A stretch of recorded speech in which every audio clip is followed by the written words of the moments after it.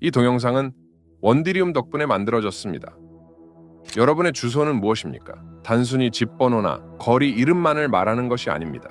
여러분은 실제로 어디에 있습니까? 마을, 도시, 나라, 대륙, 지구에 있는 것입니다. 그러나 지구는 어디에 있습니까? 태양계 안에 있으며 금성과 화성 사이에 있습니다. 그렇다면 그곳은 어디입니까? 태양계는 오르트 구름의 주요 부분이며 이는 해성, 소행성, 그리고 태양의 중력권 가장자리에 있는 얼음 물체들의 광대한 집합체입니다. 오르트 구름은 지역 성간 구름에 있으며 이는 은하수의 오리온 8의 지역 구멍에 위치해 있습니다.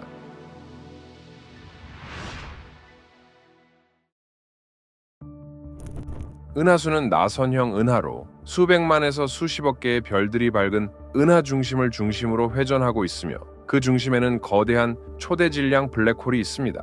은하수는 직경이 10만 광년 이상으로 광대하지만 우리가 볼 수 있는 것의 일부에 불과합니다. 좀 더 확대하면 30에서 50개의 작은 은하가 모여있는 국부 은하군을 볼 수 있으며 그중 하나는 우리와 충돌 경로에 있는 거대한 안드로메다 은하입니다. 안드로메다는 은하수의 2배 크기이며 우리 쪽으로 빠르게 다가오고 있습니다. 수십억 년 후 우리는 서로 충돌하여 파괴되었다가 하나로 융합될 것입니다. 그러나 더 멀리 확대해 보면 두 은하의 충돌은 별로 중요하지 않게 보입니다. 수백만 광년의 규모에서 보면 수천 개의 은하들로 이루어진 천여자리 최은하단의 구조가 나타납니다. 그리고 그보다 더 큰 것은 수억 광년에 걸쳐 있는 라니아케아 최은하단으로 천여자리와 같은 여러 최은하단을 포함하고 있으며 이는 물고기 고래자리 최은하단 복합체의 일부입니다. 이 초은하단 복합체는 거의 10억 광년에 달하는 거대한 은하 필라멘트입니다. 이제는 우주의 거미줄 구조가 보입니다. 우리와 같은 필라멘트들이 더 있으며 거대한 최은하단의 줄들이 보입니다. 또한 부추공허와 같은 거대한 공간들이 있으며 이 공간은 3억 3천만 광년에 이르지만 우리가 발견한 은하는 겨우 60개 정도입니다. 반짝이는 하늘의 잉크 얼룩처럼 보입니다. 더 확대하면 마침내 관측 가능한 우주의 경계에 도달하게 됩니다. 이곳에는 시간이 시작된 이후 거의 14억 년 동안 빛이 우리 눈에 도달하기 위해 여행해온 원시 빛이 있습니다. 그러나 그 이후로 우주는 더 확장되었으며 이는 우주의 경계까지의 실제 거리가 한쪽 방향으로 약 46억 광년임을 의미합니다. 이는 관측 가능한 우주의 전체 지름이 93억 광년임을 의미합니다. 현재 기술로는 몇십억 광년 이상 크기의 구조를 정의하기가 어렵습니다. 이는 우리가 살고 있는 것을 매핑하려고 시도하기 때문이기도 하고 과학자들이 위대함의 끝이라고 부르는 한계가 있을 수 있기 때문입니다. 그러나 이 시점까지는 행성, 태양계, 은하, 은하단, 최은하단 등 모든 단계에서 우주는 구조로 가득 차 있습니다.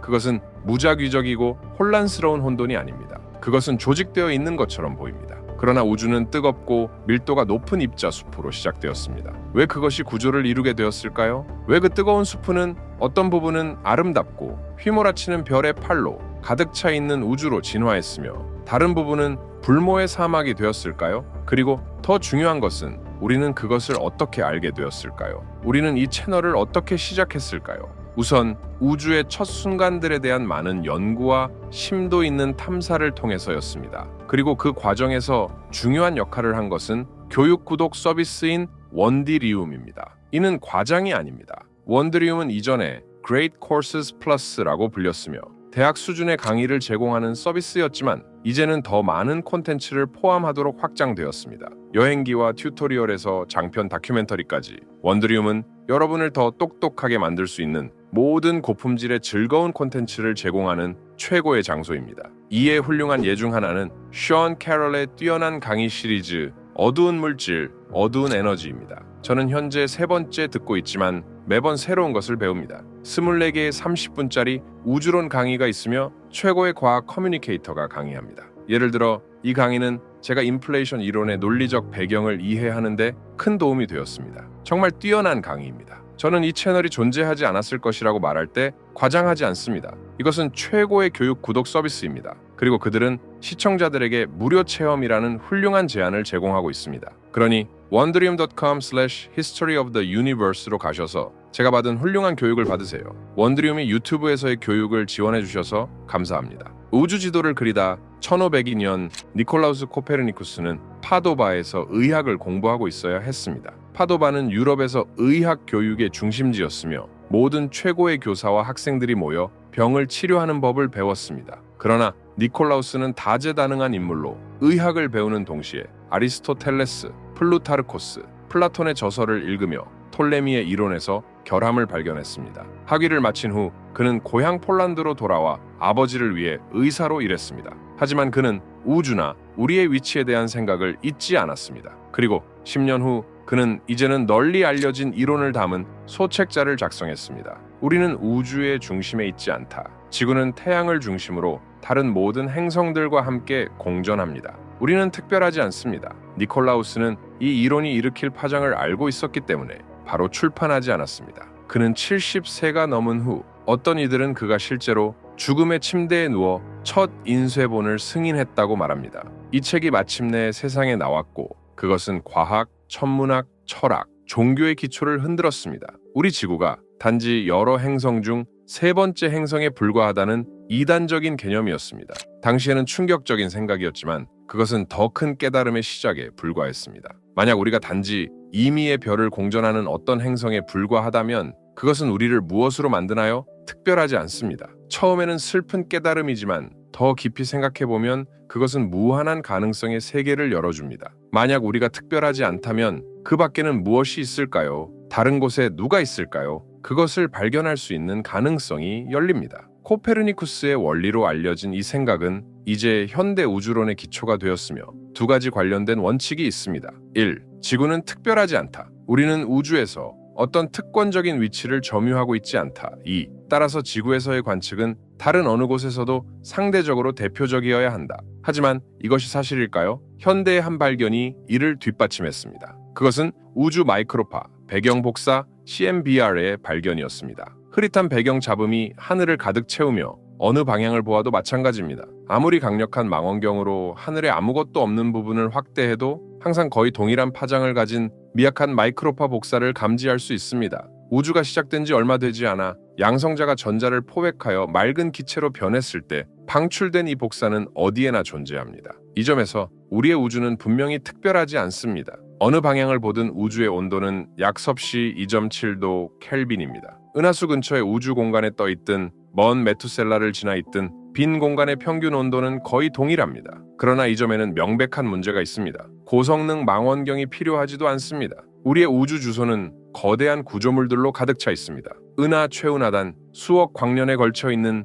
별들의 거대한 벽, 그리고 아무것도 없는 거대한 공허들이 있습니다. 우주는 분명히 완전히 균일하지 않습니다. 우리는 특별하지 않지만 구조가 있습니다. 이 두 가지 아이디어를 어떻게 조화시킬 수 있을까요? 우주의 모든 대규모 구조는 두 가지 상반된 힘으로 설명될 수 있습니다. 팽창과 중력. 우주는 뜨겁고 밀도가 높은 상태에서 시작되었으며 세 가지 확장 단계를 거쳤습니다. 첫 번째 단계는 극히 짧은 시간 동안 지속되었으며 극단적인 팽창이었습니다. 이를 인플레이션이라고 합니다. 그런 다음 두 번째 단계로 넘어가 수십억 년 동안 더 합리적인 속도로 팽창을 계속하며 우주는 점점 식고 확장되고 팽창이 느려졌습니다. 그리고 마지막 수십억 년 동안 우주는 다시 가속 팽창 단계에 들어갔습니다. 이러한 변화하는 팽창 단계는 무엇에 의해 발생한 것일까요? 초기 인플레이션은 인플라톤이라는 신비한 장애에 의해 발생한 것으로 이론화되었으며 후자의 팽창은 단순히 어두운 에너지로 알려진 신비한 에너지에 의해 발생한 것으로 이론화되었습니다.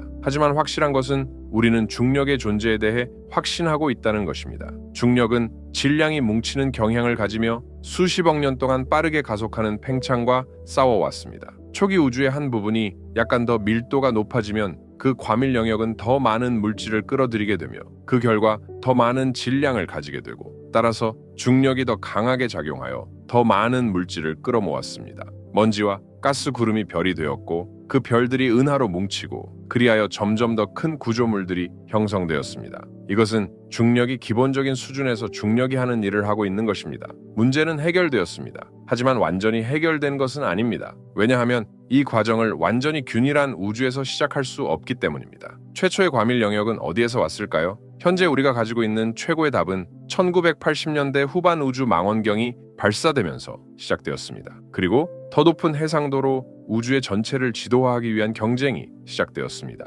1989년 나사는 캘리포니아 남부의 반덴버그 공군기지에서 우주 마이크로파 배경 탐사기 COBE를 발사했습니다. 냉전이 끝나고 있었으며 세계의 초강 대국들 사이에 새로운 협력 시대가 시작되고 있었습니다. 그리고 이 새로운 시대를 시작하기에 더 좋은 방법은 무엇일까요? 그것은 바로 우주의 첫 아기 사진을 찍는 것입니다. 코비는 대담한 임무를 맡았습니다. 전체 천구의 상세한 이미지를 찍고 배경 복사가 얼마나 균일한지 알려주는 것이었습니다. 1992년 4월 24일 그 결과는 뉴욕타임즈의 첫 페이지에 대대적으로 발표되었습니다. 과학자들이 시간의 시작에 대한 깊은 통찰을 보고합니다. 라고 쓰여 있었습니다.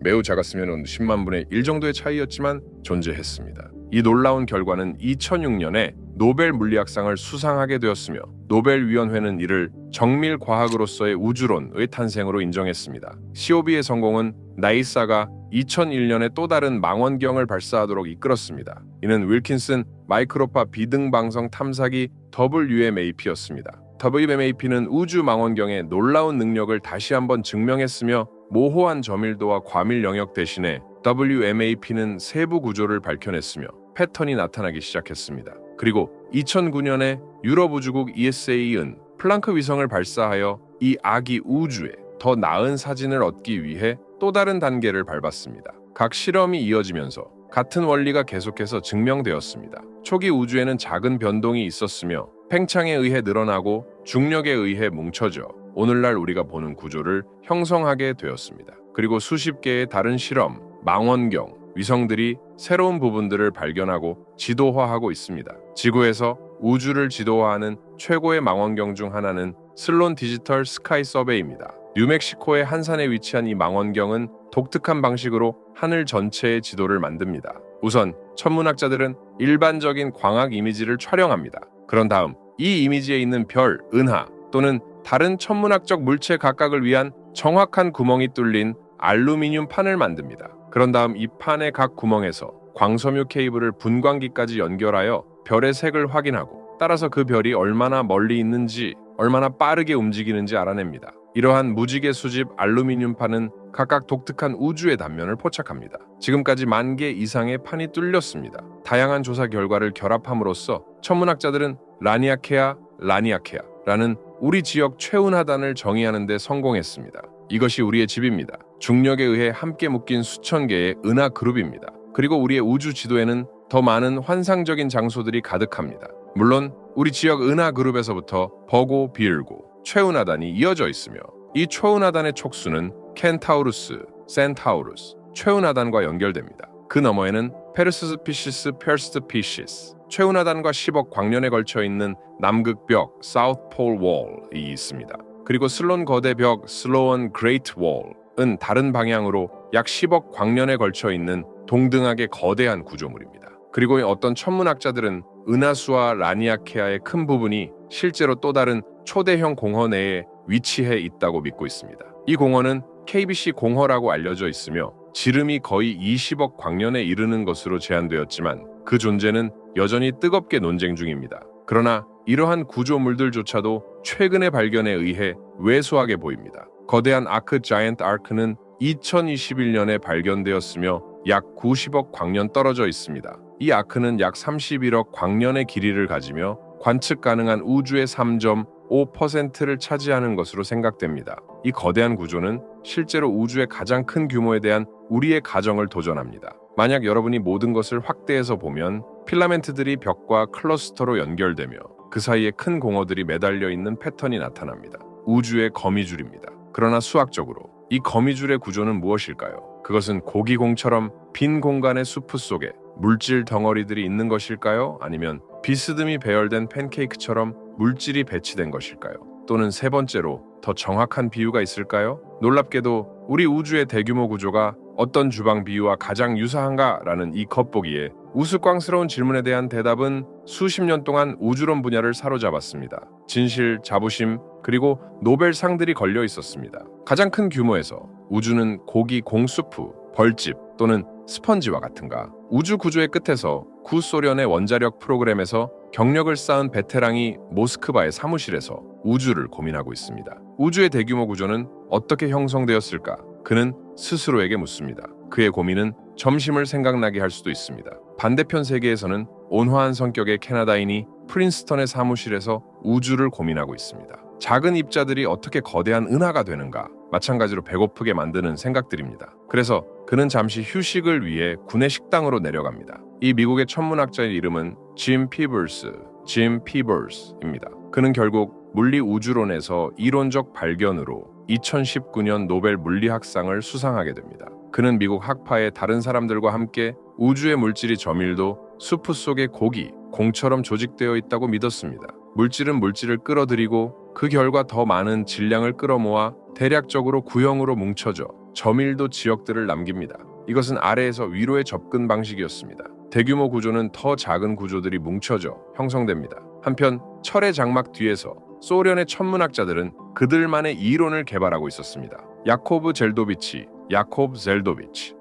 우주에 대해 고민하고 있었습니다. 70년대까지 그는 소련 핵 프로그램에서 경험을 쌓은 저명한 물리학자로 이후 우주의 대규모 구조에 관심을 돌렸습니다. 그는 우주의 밀도가 2차원 팬케이크로 조직되며 팬케이크가 겹치는 곳에서 은하가 형성된다는 이론을 개발했습니다. 그런 방식으로 대규모 구조가 먼저 형성되고 그 구조에서 은하가 형성됩니다. 젤도비치의 우주에서는 큰 공허가 존재하며 팬케이크의 가장자리에는 필라멘트가 있고 팬케이크가 교차하는 곳에는 클러스터가 형성됩니다. 젤도비치는 뛰어난 과학자였으며 소련에서 많은 영향력을 가지고 있었습니다. 하지만 그의 역할 때문에 그는 거의 소련을 떠날 수 없었습니다. 그래서 그의 아이디어는 예상보다 더 오랜 시간이 걸려 퍼졌습니다. 냉전의 절정기 동안 미국에 사는 온화한 캐나다인 짐 피버스가 고기공 덩어리들로 지배되는 우주를 주장하고 있었고, 소련 학파는 소련 핵 프로그램에서 단련된 베테랑이 이끄는 팬케이크 모델을 믿고 있었습니다.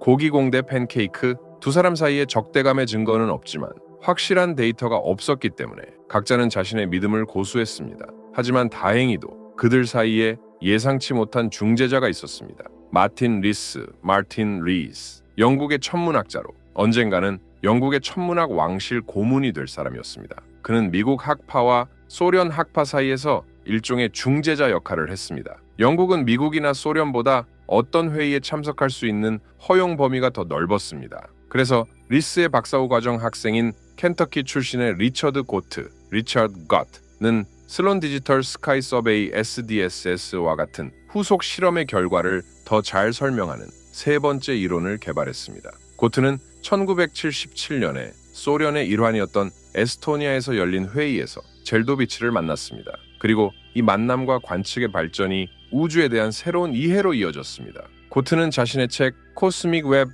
The Cosmic Web에서 젤도비치의 독특한 성격을 이렇게 회상합니다. 항상 중간값을 사용하세요. 그가 말했습니다. 러시아에서는 시계들이 아주 잘 만들어지지 않습니다. 그래서 친구들이 모이면 시계를 비교합니다. 한 사람은 5분 전 옷이라고 말하고, 또 다른 사람은 옷이라고 말하며, 또 다른 사람은 11시라고 말합니다. 중간값을 사용하세요. 젤도비치의 천재성에 영감을 받은 고트는 새로운 이론을 개발했습니다. 우주는 스펀지와 같습니다. 고트의 우주의 토폴로지는 개념적으로 미국의 고기공과 소련의 팬케이크 사이에 위치합니다. 그의 이론에 따르면 고밀도와 저밀도, 영역은 서로 연결되고 상호 보완적입니다. 즉, 고밀도와 저밀도를 교환해도 동일한 결과가 나옵니다. 슬론 디지털 스카이 서베이 SDSS와 같은 새로운 지도들이 등장하면서 관측된 구조가 바로 이 구조였습니다. 고기공도 팬케이크도 아닌 스펀지입니다. 그러나 망원경들이 관측한 것이 이것뿐만은 아닙니다. 하늘을 스캔하는 방법이 개선되고 시간이 흐르면서 이상한 현상이 관찰되었습니다.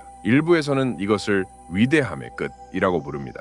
약 10억 광년 규모에서 우주는 마침내 균질화되며 모든 곳이 동일해집니다. 대규모 구조는 사라집니다. 왜 그럴까요? 코스믹 시드, 구조의 기원. 에콰도르에 서 있다고 상상해보세요. 적도에 서서 밤하늘을 강력한 망원경으로 올려다보고 우주 마이크로파 배경 복사의 모든 장엄함을 관찰하세요. 그 온도를 신중하게 측정해보세요.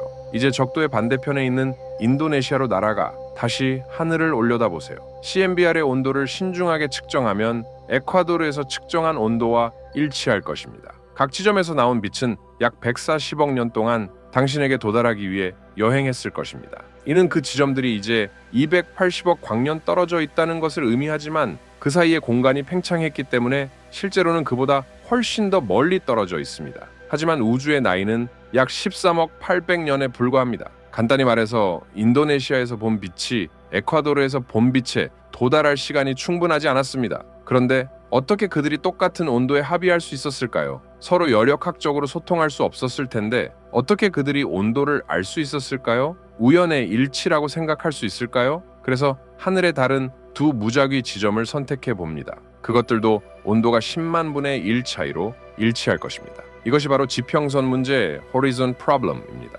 우주 마이크로파 배경 복사를 보면 그것은 매우 균일합니다. 어느 곳을 보든 모든 것이 동일한 온도입니다. WMAP나 플랑크와 같은 실험에서 나온 화려한 이미지를 보면 색상 차이는 기만적일 수 있습니다. 빨강과 파랑의 차이는 실제로는 매우 미미합니다. 그것들은 10만 분의 1의 차이입니다. 거의 모든 실질적인 목적을 위해 그것은 동일한 온도입니다. 그러나 이것은 근본적인 물리적 도전에 직면합니다. 그리고 이것이 바로 인플레이션 개념이 개발된 이유 중 하나입니다. 1980년대 앨런 구스, 아란 굿에 의해 제안된 이론은 초기 우주에서 매우 빠른 팽창이 있었어야 한다는 것입니다. 인플레이션이 일어났다면 현재 상상할 수 없을 정도로 떨어져 있는 우주의 일부가 먼 과거에는 매우 가까이 있었을 수 있습니다. 그러나 인플레이션이 지평선 문제를 해결하기 위해서는 팽창이 빛의 속도보다 훨씬 빨리 일어나야 했습니다. 이것은 빛의 우주적 속도 제한과는 모순될 수 있습니다. 그러나 이 속도 제한은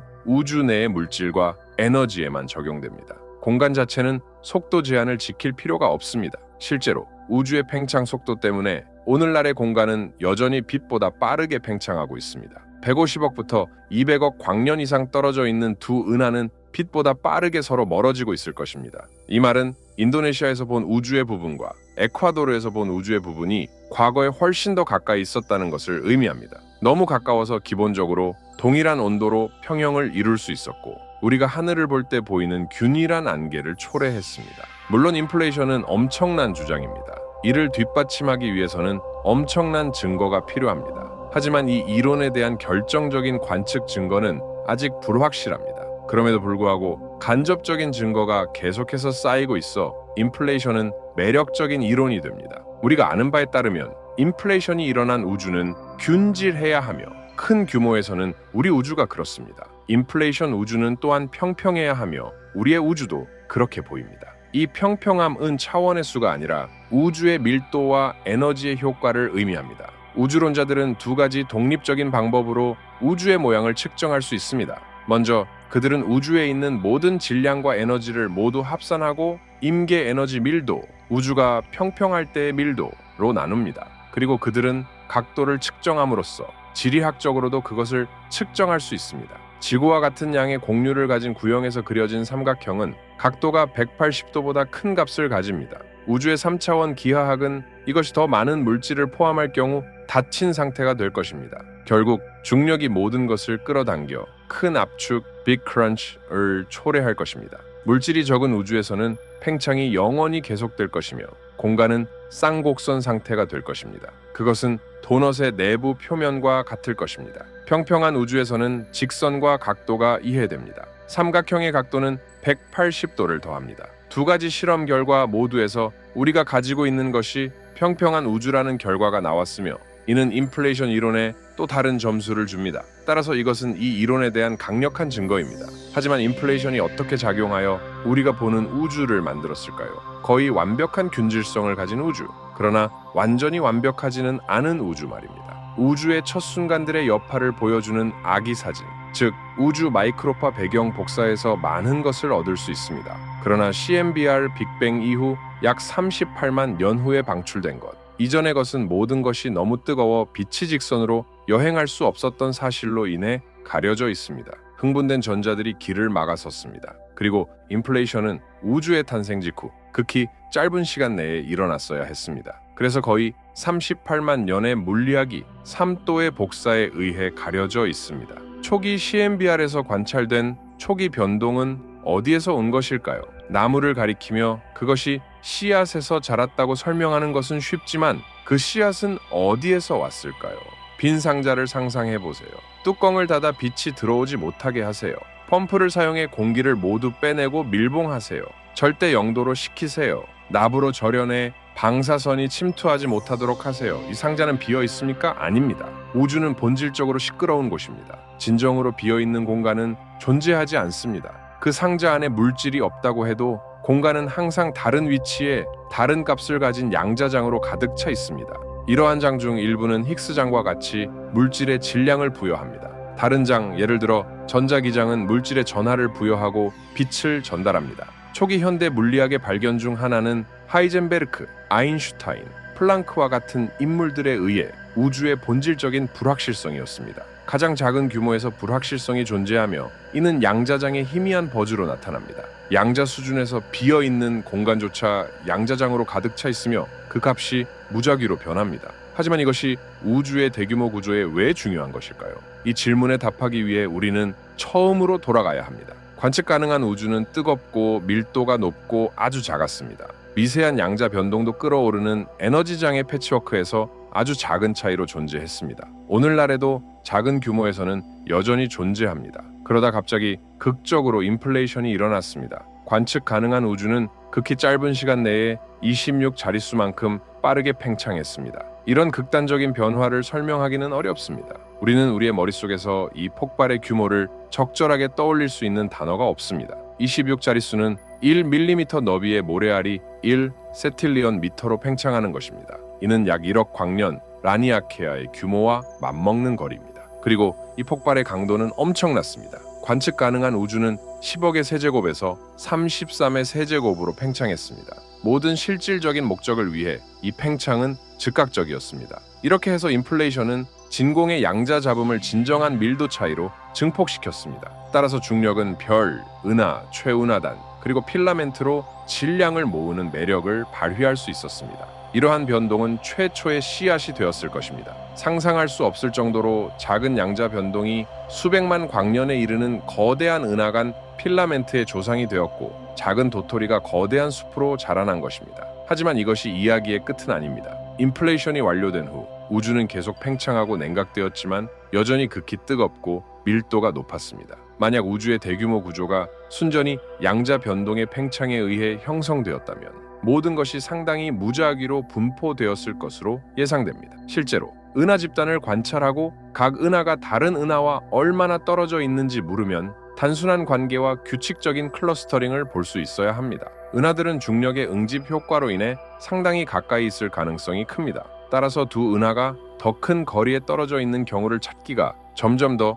어려워져야 합니다. 하지만 천문학자들이 관측한 것은 그렇지 않았습니다. 그들이 이러한 종류의 분석을 할 때 기대한 대로 가까이 있는 은하들에 대한 하나의 피크를 관찰했으며 약 150 메가파섹의 간격에 대한 또 다른 피크를 관찰했습니다. 이 간격이 임의의 거리처럼 보이는 이유는 무엇일까요? 이 질문에 대한 답은 중입자, 음향 진동, 바리온 아코스틱 오실레이션스, 나 알려진 현상에 있습니다. 은하를 왜소하게 만드는 소리의 파동, 빅뱅 이후 수천 년 동안 원자핵이 전자를 포획하기에는 너무 뜨거웠습니다. 우주는 전하를 가진 입자들의 바다였고 빛의 광자는 직선으로 이동할 수 없었습니다. 그들은 모든 방향으로 산란하며 다음에 있는 전자를 만날 때까지 이리저리 튕겨 다녔습니다. 냉각되면서 밀도가 높은 일부 영역은 점점 더 많은 물질을 끌어들였습니다. 그러나 광자는 서로 너무 가까워지면 압력을 가하며 이 압력은 일부 물질을 밀어냅니다. 이때 암흑물질이 등장했습니다. 암흑물질은 우주에서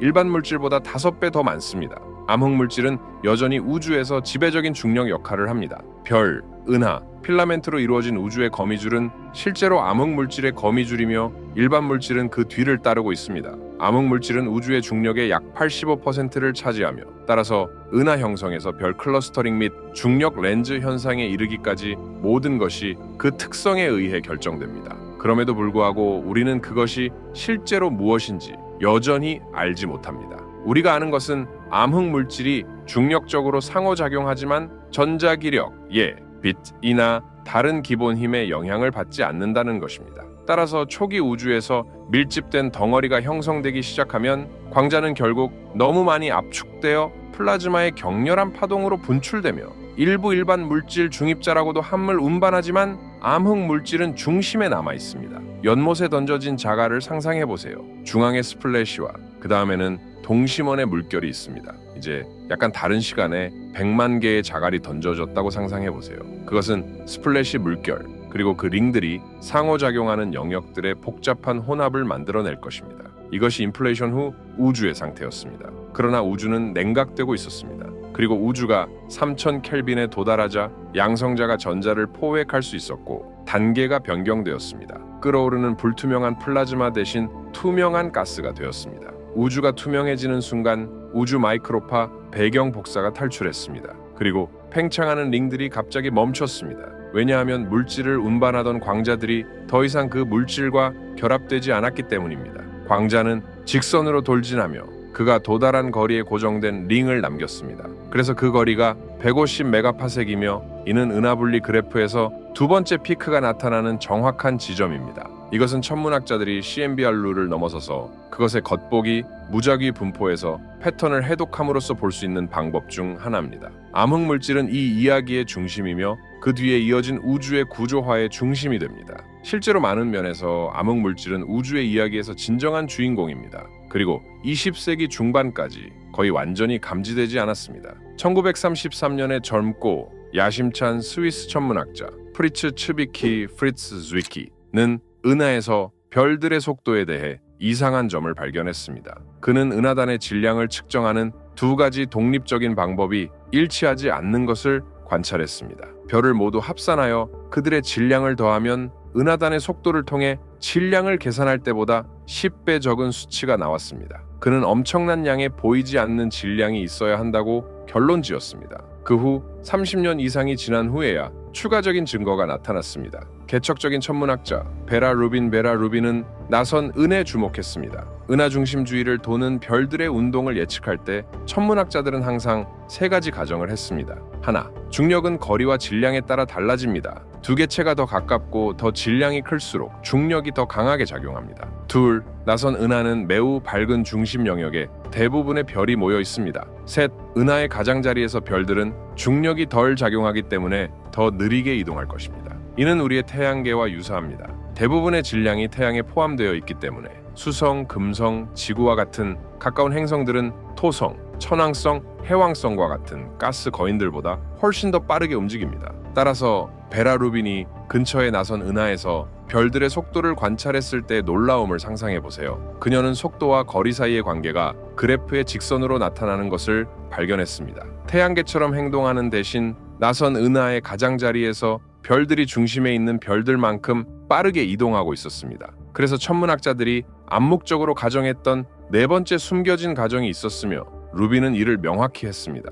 나선 은하에는 대부분의 별들이 중심 영역에 모여 있다는 것이 사실이었지만 별들은 대부분의 질량을 차지하지 않습니다. 이 증가된 속도를 설명하기 위해서는 정상물질, 별, 먼지, 성운, 이 우주 물질의 15%에 불과했습니다. 그러면 이 암흑물질이란 무엇일까요? 유력한 이론은 WIMPs, 약하게 상호작용하는 거대한 입자들입니다. 이 입자들은 양성자나 중성자와 같은 기본 입자일 수 있지만 독특한 특성을 가집니다. 양성자가 전하를 가지고 빛과 상호작용하는 것과 달리 이 WIMPs는 보이지 않으며 중력에 의해서만 상호작용합니다. 그들은 또한 훨씬 더 무겁거나 훨씬 더 많은 수를 가짐으로써 우주에서 누락된 질량을 보충합니다. 오늘날 우리는 모든 은하가 몇몇 외소, 은하를 제외하고는 더 큰 암흑물질의 헤일로로 둘러싸여 있다는 것을 알고 있습니다. 과학자들은 은하수의 헤일로가 우리가 볼 수 있는 물질보다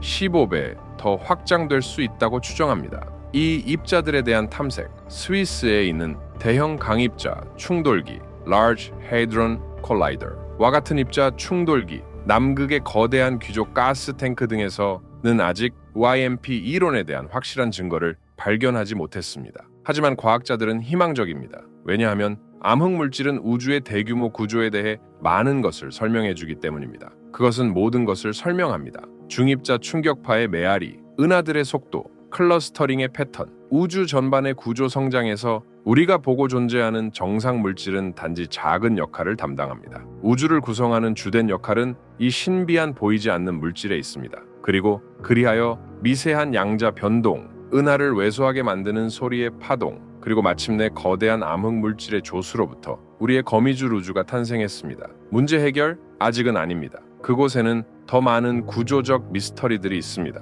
우리가 아직도 풀지 못한 미스터리들. 코페르니쿠스의 문제 우리는 모두 같은 방향으로 움직이고 있습니다. 우리는 지구에서 회전하고 있으며 이는 태양 주위를 공전하고 있으며 이는 은하 주위를 나선형으로 돌고 있으며 은하 자체도 움직이고 있습니다. 하지만 훨씬 더 멀리 확대해보면 라니아케아에 있는 모든 은하들이 같은 지점으로 끌려가고 있습니다. 우리는 모두 같은 방향으로 움직이고 있습니다. 우리는 어디로 가고 있습니까? 1970년대에 과학자들이 처음으로 CMB를 연구했을 때 우리의 은하 그룹이 CMB에 비해 정지해 있지 않다는 것이 명백해졌습니다. 사실 우리는 시속 약 1000km의 속도로 약 2억 5천만 광년 떨어진 지점을 향해 돌진하고 있습니다. 이 지점은 대단한 인력체, The Great Attractor라고 불렸습니다. 그러나 그곳에 무엇이 있었을까요? 왜 이 특정 지점이고 다른 곳이 아닌가요? 코페르니쿠스 원리에 따르면 우주에서 어떤 지점도 다른 지점보다 더 특별하지 않다고 하지만 왜 그렇게 많은 질량이 이 특정 지점을 향해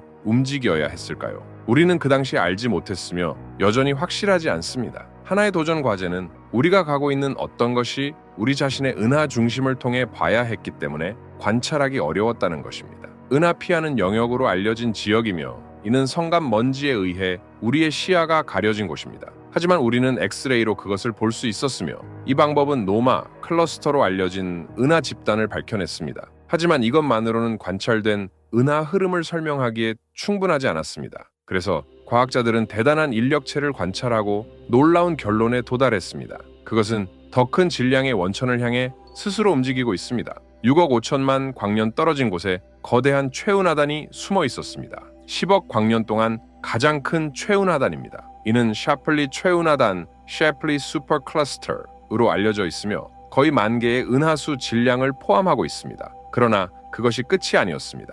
2017년에 연구자들은 추가적인 요소를 제안했습니다. 디포레 레펠러라는 이름이 붙은 이곳은 샤플리 최은하단과 거의 반대 방향에 있는 큰 공허입니다. 샤플리가 끌어당기는 반면 이 지역은 도센을 도센하지 않습니다. 그리고 우리는 이 거대한 별의 흐름 가운데 끼어 있습니다. 거의 10억 광년 크기의 이 흐름 속에 있습니다.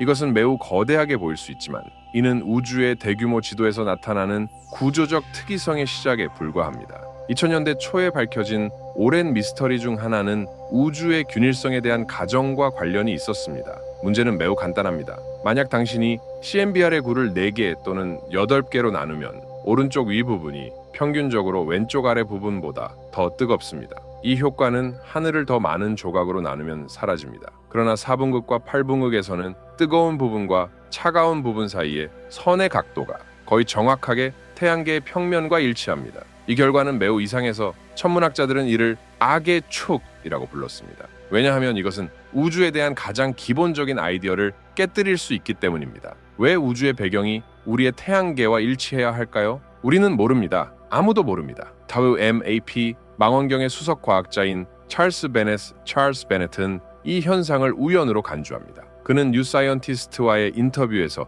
이렇게 말했습니다. 심리적인 효과가 조금 있다고 생각합니다. 사람들은 이상한 것을 찾고 싶어 합니다. 그러나 플랭크 망원경의 새로운 데이터로도 이 효과는 재현되었습니다. 독일 비엘레펠트 대학의 도미닉 슈와르츠의 말에 따르면 오랫동안 연구자들 중 일부는 이 현상이 사라지기를 바랐지만 그렇지 않았습니다. 여전히 완전히 설명되지 않았습니다. 우리는 물리적 세계에 대해 많은 것을 이해하고 있습니다. 우리는 위성을 하늘에 쏘아 우주의 초기 모습을 촬영하고 이 이미지를 사용하여 우주를 처음으로 되감을 수 있습니다. 일반 상대성 이론과 표준 입자 물리학 모델 사이에서 우리는 모든 것을 이해했다고 생각합니다. 하지만 우리가 알지 못하는 것이 많습니다. 우주의 구조가 존재하려면 먼저 우주가 시작되어야 합니다. 그렇다면 우리는 어떻게 시작되었을까요? 무엇이 인플레이션을 촉발했을까요? 이 질문에 대한 답은 우주의 가장 큰 구조 패턴에 숨겨져 있을 수 있습니다. 한 가지 이론은 원시 우주에서 밀도가 높은 진공 에너지가 존재하고 그것을 팽창 거품으로 시작시키는 무언가가 있었다는 것입니다. 그러나 우리 우주가 유일한 팽창 거품이라는 보장은 없습니다. 아마도 바로 CMBR의 저편에 다른 우주가 형성되었을지도 모릅니다. 그리고 그것이 인플레이션을 겪었다면 우리와 충돌할 수도 있습니다. 그래서 이것은 CMB가 아직 대답할 수 있는